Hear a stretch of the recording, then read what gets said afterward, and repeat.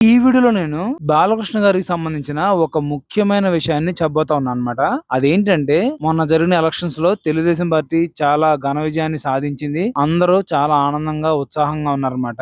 అయితే ఈ సందర్భాల్లో చంద్రబాబు నాయుడు గారి ఫ్యామిలీ, అలాగే బాలకృష్ణ గారి ఫ్యామిలీ, మిగిలిన నందమూరి కుటుంబ సభ్యులందరూ కూడా చాలా ఆనందంలో కొన్ని ఫంక్షన్స్ కూడా చేసుకుంటా ఉన్నారన్నమాట. అయితే బాలకృష్ణ గారి అబ్బాయి అయినటువంటి మోక్షజ్ఞ గారు బాలకృష్ణ గారిని ఒక విషయం అడిగారంట. నాన్న, ఇప్పుడు పార్టీ ఇంత బాగా గెలిచింది, మనందరం మంచి హ్యాపీగా ఉన్నాము, మరి మన పెదనాన్నగారు అయినటువంటి నందమూరి హరికృష్ణ గారి గురించి మనం ఎందుకని ఒక్క మాట కూడా మాట్లాడుకోలేకపోతున్నాము? ఆయన తాతగారు పార్టీ పెట్టిన దగ్గర నుంచి పార్టీలోనే ఉన్నారు, పార్టీ ఎదుగుదలకి ఎంతో కృషి చేశారు, ఎన్నో అవమానాలు పడ్డారు, ఎన్నో బాధలు పడ్డారు, ఎంతో మంది కొత్త కొత్త నాయకుల్ని పార్టీకి పరిచయం చేశారు, పార్టీని ఆయన వంతుగా చాలా నిలబెట్టారు. మరి అలాంటి ఆయన గురించి ఇంత గొప్ప విజయం సాధించిన తర్వాత ఎందుకని మనం మాట్లాడుకోవట్లేదు? ఆయన ఏమన్నా తప్పు చేశారా? పోనీ ఆయన ఏమన్నా పాపం చేశారా? ఆయన చనిపోయినప్పుడు మీరు కూడా ఏడ్చారు కదా, అలాగే మామయ్య గారు ఏకంగా ఆయన శవాన్ని కూడా మోసారు కదా. మరి ఇవన్నీ మర్చిపోయి ఇప్పుడు గెలిచిన తర్వాత ఎందుకని అసలు మన పెదనాన్న గారి గురించి మాట్లాడలేదు మీరు అని చెప్పి మోక్షజ్ఞ గారు